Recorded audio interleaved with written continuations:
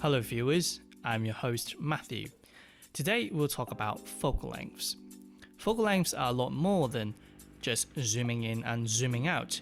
In fact, it affects our perception of distance.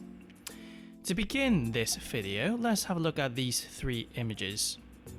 Notice that the car, our subject, occupies roughly the same amount of space on all three images. Yet, the car looks very different in each image. Here's why. Normally when we talk about focal lengths, we only talk about how wide or how tight it is, i.e. the field of view of the image, the FOV. What's less talked about is the perception of distance. When we zoom in using a telephoto, we don't actually zoom in. In fact, we are actually just bringing the distance between the object and our camera, like this. Now, to understand this a bit better, I'll demonstrate with a little experiment. Put your right palm as far away as possible and slowly move it towards you. Now, as it closes the distance between yourself and the palm, you can actually see that the palm gets bigger, which brings me to background compression. To demonstrate this, again, let's use our palms. Put your left palm as close to yourself as possible and your right palm as far away as possible. Now, without moving the left palm, slowly move your right palm towards yourself. Now, as you can see, not only does the right palm get a bit bigger, the relative distance between the two hands actually gets smaller. This is what background compression is, and this is what happens when you use a telephoto lens. It compresses the perception of distance between two objects. For an ultra-wide or wide lens, the relationship is inverse, which means that instead of compressing the perception of distance, it actually stretches the perception of distance. This is why if you put a small object right in front of an ultra-wide lens, it looks a lot bigger. Now, after understanding the concept of perception of distance, I can talk about why 35mm and 50mm are often regarded as close to the human eyes. It is not that they have the same field of view. Whilst the human eye have 135 degrees of horizontal field of view, a 35mm lens only has 54. The reason why they're regarded as standard lenses and closest to the human eyes is because they have the accurate perception of distance. This is why these two lenses are often recommended to beginners, because it is easier for them to visualize the composition without having to take the camera out. Now let's talk about how these different focal lengths affect our stylistic choices and how they influence our composition. Now let's take these two images as an example. On the left, we have an ultra-wide photo taken with a 12mm lens. On the right, we have a real-life photo taken with a 35mm lens. This image is supposed to represent how the car is perceived in real life. As you can see, because of the stretched perception of distance, the tire on the left looks a lot bigger than the tire on the right.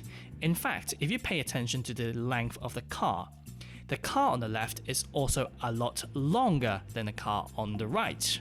Now, what about telephoto? Recall that telephoto actually compresses the perception of distance rather than stretching it like an ultra-wide does. Let's have a look at these two images. On the left, we have a photo taken with a 400mm telephoto lens, and on the right, we also have the real-life photo taken with a 35mm lens. Now, on the left, you can see that the purple car is actually the same size as the car on the right, which is the blue and orange car. In fact, have a look at the back. The cars at the back, the green car, also looks like it is a similar size. This suggests that they might be very close in terms of distance. Now, have a look at the one on the right.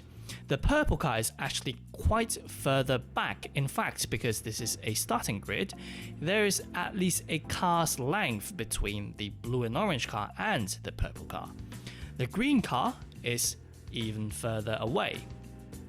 So, How does this actually affect your composition, knowing that these effects exist?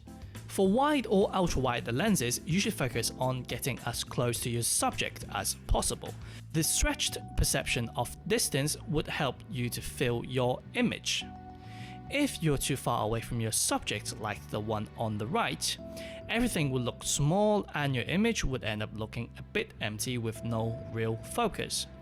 As for the standard lenses, you should aim to fill your image with your subject by placing it relatively close to yourself. After all, what you see is what you get. For telephoto lenses, things are a bit more straightforward because these are specialized tools for professionals like wildlife photographers or sport photographers. They actually need to take pictures from really far away, so the telephoto lenses really are just tools for them to zoom in. However, if you are a travel photographer or a portrait photographer, you could use the compressed background to your advantage. Now let's have a look at these two images. You are the car that is standing upright and you want to take a picture with a local landmark like the speaker at the back. If you only use a 24mm wide angle lens, the speaker looks very small at the back and there's no real focus and the speaker doesn't actually play a prominent role in your composition. However, if you use a telephoto lens and produce a similar composition, the speaker actually ends up looking a lot bigger and plays a more prominent role in your composition. This technique can be applied universally. So for example, if you are in Paris and you want to take a picture with the Eiffel Tower, if you just took a picture standing right next to the Eiffel Tower, chances are you won't get the entire Eiffel Tower. However, if you actually took the picture from far away and use a telephoto lens to bring the Eiffel Tower closer to you, you will end up having a very nice Instagram picture with a giant Eiffel Tower in the background. Thank you very much for watching. I hope you learned something useful and I'll see you again next time. Bye bye.